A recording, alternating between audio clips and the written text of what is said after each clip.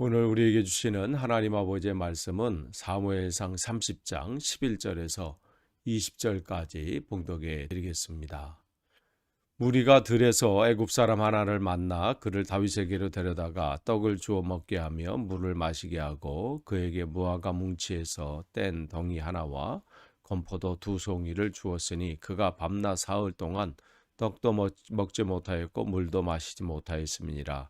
그가 먹고 정신을 차리매 다윗이 그에게 이르되 너는 누구에게 속하였으며 어디에서 왔느냐 하니 그가 이르되 나는 애굽 소년이요 아말렉 사람의 종이더니 사흘 전에 병이 들매 주인이 나를 버렸나이다. 우리가 그렛 사람의 남방과 유다에 속한 지방과 갈렙 남방을 침노하고 시글락을 불살랐나이다. 다윗이 그에게 이르되 내가 나를 그 군대로 인도하겠느냐 하니 그가 이르되 당신이 나를 죽이지도 아니하고 내 주인의 수중에 넘기지도 아니하겠다고 하나님의 이름으로 내게 맹세하소서.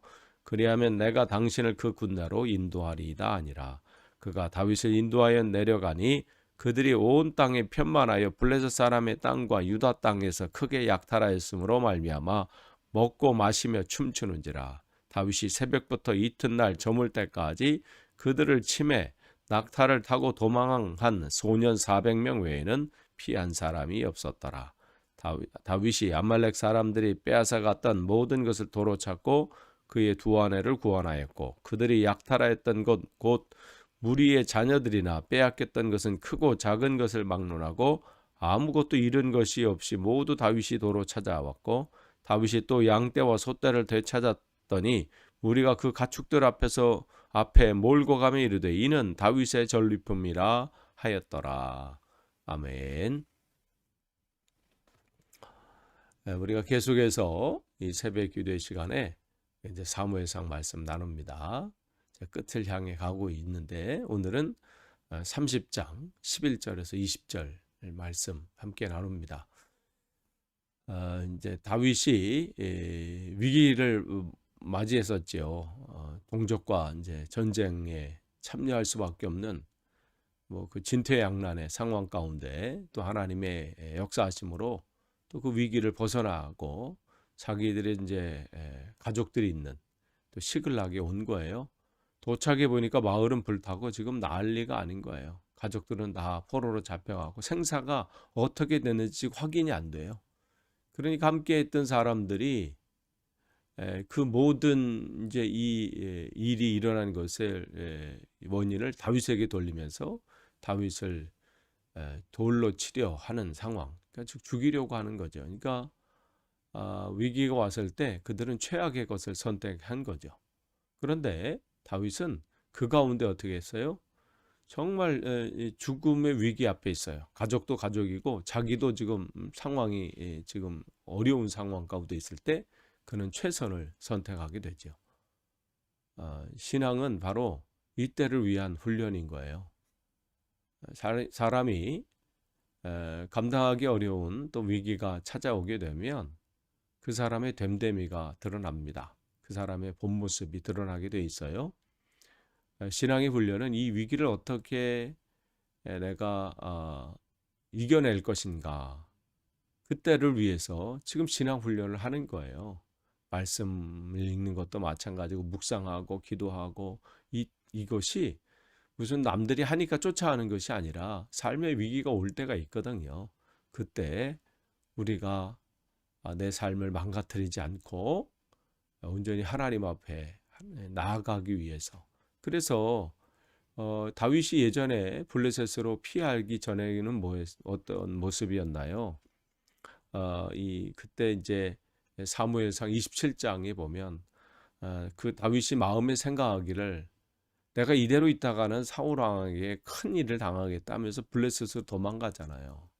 위기 앞에 그는 본능적으로 그냥 그렇게 생각하고 행동했어요. 그런데 어제 말씀 우리가 나눈 거 보면 그는 위기 가운데 하나님 앞에 더 담대함을 얻고 하나님께 기도하기로 시작하지요. 그래서 기도할 때 하나님의 응답을 받아요. 내가 도로 찾을 것이다. 그러면서 이제 길을 나서요.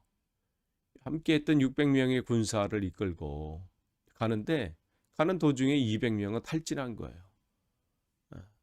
가족들의 그 생사를 확인하지 못한 것 때문에 얼마나 또 울고 또 그것 때문에 힘들어했는지 잠도 못 자고, 그러니까 찾아 나서야 된다고 하긴 하지만 너무 지쳐서 200명은 중도에 이제 포기한 거죠. 그래서 400명만 데리고 가는 길에, 근데 지금 상황은 어떻게 해요?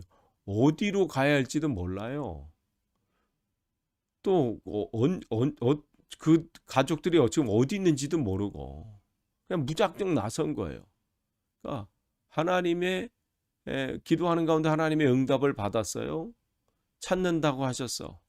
그러면 어디로 가라 뭐 이것도 없어. 그냥 찾을 것이다. 그 믿음을 가지고 나서지만 암담하기는 마찬가지죠. 어디에 있는지 모르고 어디로 가야 될지도 모르고, 또 그 찾으려면 군사가 지금 더 있어도 부족할 판에 200명은 탈진해서 쓰러졌고요. 남은 400명 가지고 가야 되는데 이게 막막한 거예요. 그러니까 응답이 있는데 그 다음에는 정말 더 힘겨운 일들이 있죠. 근데 가는데 오늘 본문을 보시면 한 애굽 청년을 만나게 되는 거죠.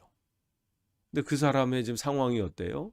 3일 동안 물도 또 음식도 먹지 못해서 그야말로 그냥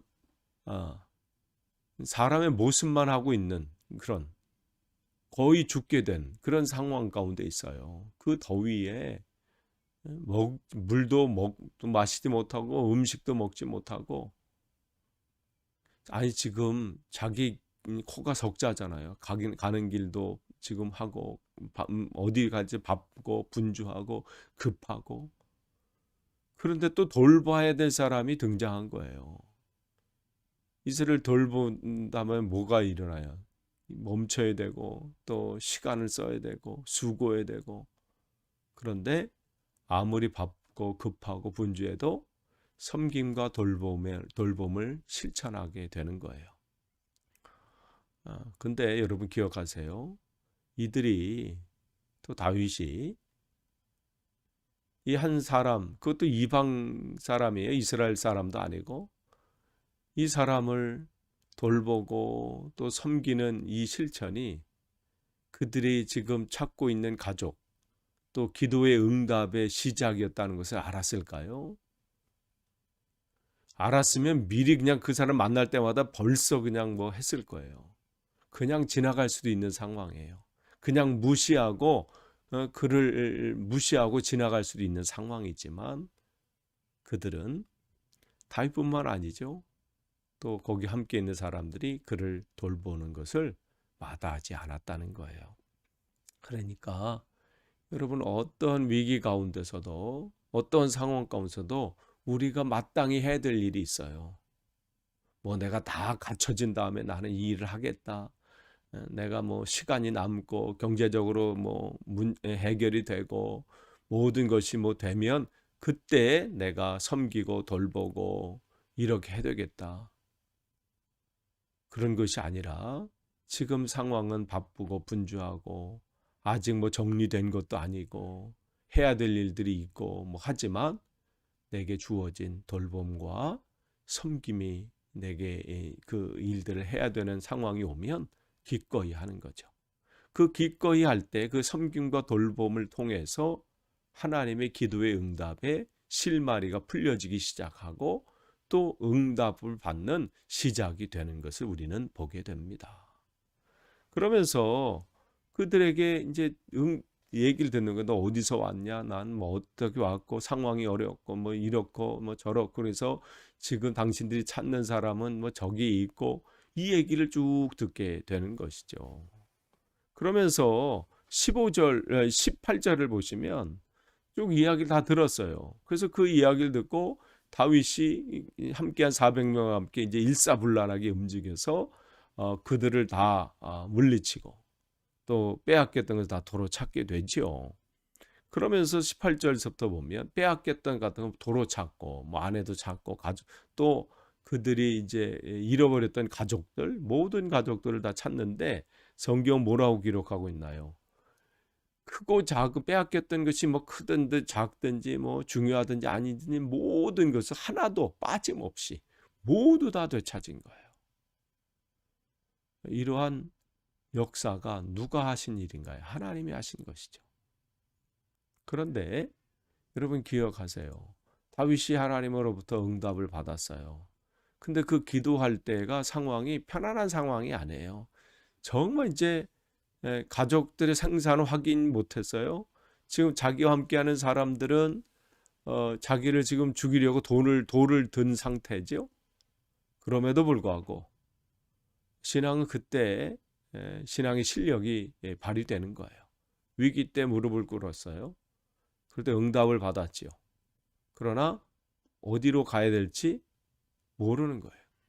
그러니까 여러분, 기도는요, 기도한 다음에 그 다음부터 이제 기도의 응답은 시작이 되는 거예요. 여러분이 기도한 다음에 뭐 기도했으니까 이제 하나님이 알아서 하시겠지. 기도하는 자의 자세는 이 자세가 아닙니다. 기도하셨으면 기도한 다음에 여러분 안에서 무슨 일이 일어나는지를 여러분이 면밀히 볼 필요가 있어요. 누구를 만나게 하시는지 하나님이, 그를 만나서 무슨 말씀을 듣게 하시는지, 여러분의 상황은 지금 어떻게 변하고 있는지, 매일매일 생활, 기도한 다음에 그 생활 속에서, 여러분의 그 걸음걸음 속에서 무슨 일이 일어나고 어떠한 일들이 지금 여러분 앞에 펼쳐지는지를 여러분 주시해서 봐야 합니다. 지금 다윗이 기도한 다음에 그 다음에 어떻게 됐어요? 자기 앞에 무슨 일이 일어나는지를 보기 시작한 거잖아요. 그 애굽 청년을 만났어요? 그 소년을 만났어요? 그를 무시하고 그냥 지나쳐버린 게 아니잖아요. 왜 이 사람을 하나님 만나게 하셨을까?